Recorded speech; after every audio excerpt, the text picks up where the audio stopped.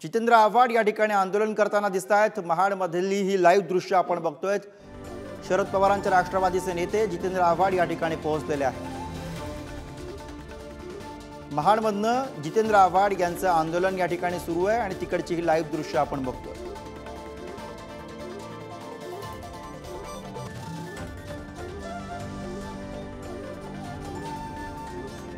जितेंद्र आव्हाड यांच्या या आंदोलनाला विरोध केल्यानंतर सुद्धा आव्हाड आपल्या आंदोलन करण्यावरती ठाम आहेत आणि त्यात जे आंदोलन सुरू झालेलं आहे। महाडमधली ही लाईव्ह दृश्य आपण बघतोय।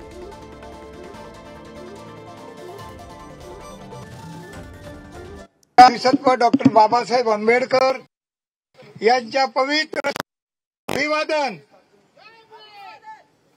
आजच्या या मनुस्मृतीच्या स्मरणार्थ आपले नेते, सर्वांचे आवडते, आपलं हृदयस्थान आदरणीय आमदार जितेंद्र साहेब यांचं या महाडच्या क्रांतीभूमी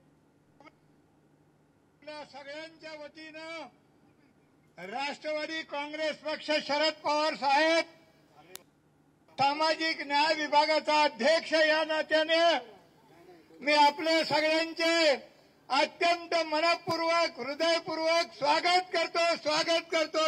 करतो।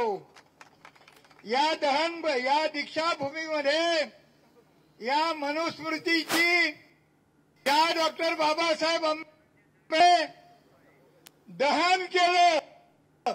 या तर महाडमध्ये जितेंद्र आव्हाड यांचं सुरू असलेलं हे आंदोलन आणि या ठिकाणावरनं धनंजय दळवी आपले प्रतिनिधी आपल्याला अधिक माहिती देतात। धनंजय,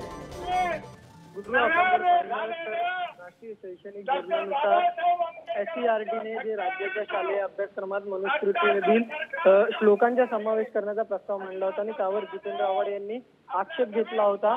आणि जर आपण पाहिलं तर त्यांनी जी भूमिका आहे त्यांची ते मांडली होती आणि त्यानंतर त्यांनी असं सांगितलं होतं की ज्या ठिकाणी डॉक्टर बाबासाहेब आंबेडकर यांनी 1927 मध्ये मनुस्मृतीचं दहन केलं होतं त्याच ठिकाणी त्या क्रांती स्तंभाच्या समोर मी सुद्धा या मनुस्मृतीचं दहन करणार आहे आणि त्यासाठी जितेंद्र आव्हाड जे आहेत ते महत्त्वाची जे क्रांती भूमी आहे, ज्या ठिकाणी क्रांतीस्तंभ आहे त्या ठिकाणी पोहोचलेले आहेत। आता थोड्याच वेळात जे आहे ते मनुस्मृतीचं दहन जे आहे ते या ठिकाणी जी आहे ती या ठिकाणी जाळली जाईल। आपण जर पाहिलं तर जितेंद्र आव्हाड यांनी आक्रमक भूमिका घेतली होती आणि त्यानुसार ते मनुस्मृतीचं दहन करण्यासाठी या ठिकाणी आलेले आपल्याला पाहायला मिळतात। त्यांच्यासोबत जर आपण पाहिलं तर या ठिकाणी मिलिंद टिपणीस जे आहेत ते देखील या ठिकाणी मंचावर असलेले आपल्याला पाहायला मिळतात। सध्या सगळ्यांची भाषणं जी आहेत ती या ठिकाणी सुरू असलेली आपल्याला पाहायला मिळतात। जितेंद्र आव्हाड यांनी सगळ्यात पहिले मिलिंद टिपणीस यांच्या घरी जाऊन त्यांची भेट घेतली। त्यानंतर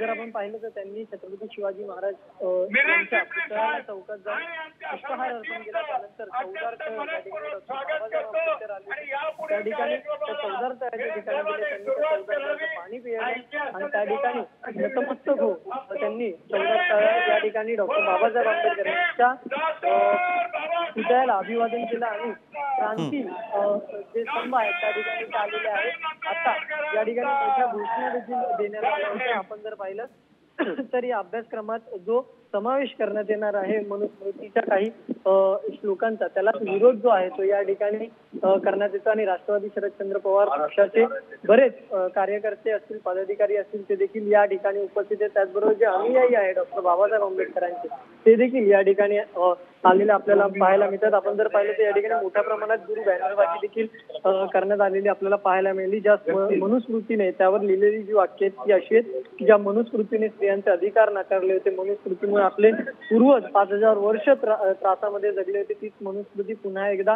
हे सरकार आणण्याचा प्रयत्न करत आहे, मागच्या दाराने आणण्याचा प्रयत्न करत आहे आणि त्याला तीव्र विरोध करण्यासाठी या ठिकाणी जमावा आणि त्याच आव्हानाला जर आपण पाहिलं तर या ठिकाणी जे अनुयायी असतील किंवा जे कार्यकर्ते असतील राष्ट्रवादी शरदचंद्र पवार पक्षाचे ते या ठिकाणी आलेले आपल्याला पाहायला मिळतात आणि हातामध्ये डॉक्टर बाबासाहेब आंबेडकरांचे फोटो आहेत। त्याचबरोबर जितेंद्र आव्हाड हे चौदार तळेवरून जेव्हा निघाले त्यावेळेस त्यांच्या हातात आपल्याला गुरु भारताचं संविधान पाहायला मिळालं आणि त्यांचं एक वाक्य जे होतं जे त्यांनी पुढारीवर जेव्हा आम्ही त्यांच्याशी प्रतिक्रिया घेतली तेव्हा ते म्हणाले होते की त्यांनी मनुस्मृती हातात घेतली तर आम्ही डॉक्टर बाबासाहेब आंबेडकर यांचं जे संविधान आहे ते हातात घेऊन चालतोय आणि विरोध हा असाच राहील आणि पोलिसांनी कार्यकर्त्यांना नोटीस देखील बजावली होती आणि तरी देखील या ठिकाणी मनुस्मृतीचं दहन करण्यासाठी जितेंद्र आव्हाड आणि त्यांच्याबरोबर इतर जण जे आहेत ते आलेले आहेत. आपण जर पाहिलं तर डॉक्टर बाबासाहेब आंबेडकरांनी डिसेंबर 1927 रोजी या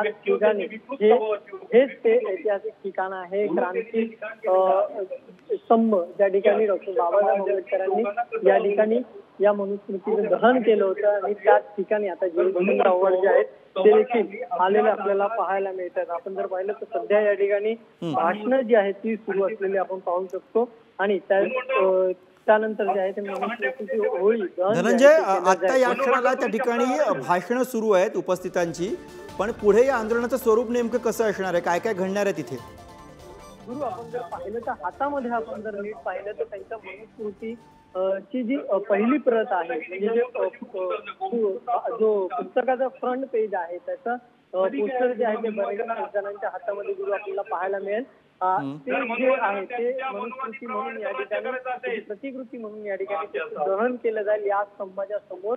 आता सध्या उपस्थितांची भाषणं सुरू आहेत आणि ही भाषणं झाल्यानंतर या ठिकाणी त्या मनुस्मृतीचं दहन जे आहे ते केलं जाईल. त्याला विरोध जो आहे तो या ठिकाणी करण्यात आला होता आणि जितेंद्र आव्हाड हे त्यासाठी त्यांनी जे आहे ते सांगितलं होतं की त्या ठिकाणी डॉक्टर बाबासाहेब आंबेडकर त्याच ठिकाणी सुद्धा जाऊन या मनुस्मृतीचं दहन करणार. माझ्याबरोबर मोठ्या संख्येने अनुयायी असतील, राष्ट्रवादी शरदचंद्र पवारांचे कार्यकर्ते असतील, जे मनुस्मृतीला मानत नाही ते सगळेच या ठिकाणी उपस्थित असतील आणि त्याप्रमाणे त्या सगळ्यांच्या साक्षीने या ठिकाणी मनुस्मृतीचं दहन करण्यासाठी या ठिकाणी जितेंद्र आव्हाड जे आहेत ते पोहोचलेले आहेत आणि उपस्थितांची भाषणं सुरू आहे. त्यानंतर या ठिकाणी मनुस्मृतीचं दहन जे आहे ते केलं जाईल. मात्र पोलीस अडवत आहेत का हे देखील पाहणं महत्वाचं असणार आहे, कारण की या ठिकाणी पोलीस बंदोबस्त देखील जो आहे तो लावण्यात आलेला आहे. जर आपण पाहिलं तर जितेंद्र आव्हाड ज्यावेळेस या ठिकाणी या ठिकाणी या स्थळी पोहोचले त्यावेळेस पोलिसांनी त्यांना अडवलं. बरोबर, त्यामुळे आता पुढच्या टप्प्यामध्ये आंदोलनाच्या नेमकं काय काय घडतं हे आपल्याला बघावं लागेल. धन्यवाद धनंजय या सगळ्या सविस्तर माहितीसाठी.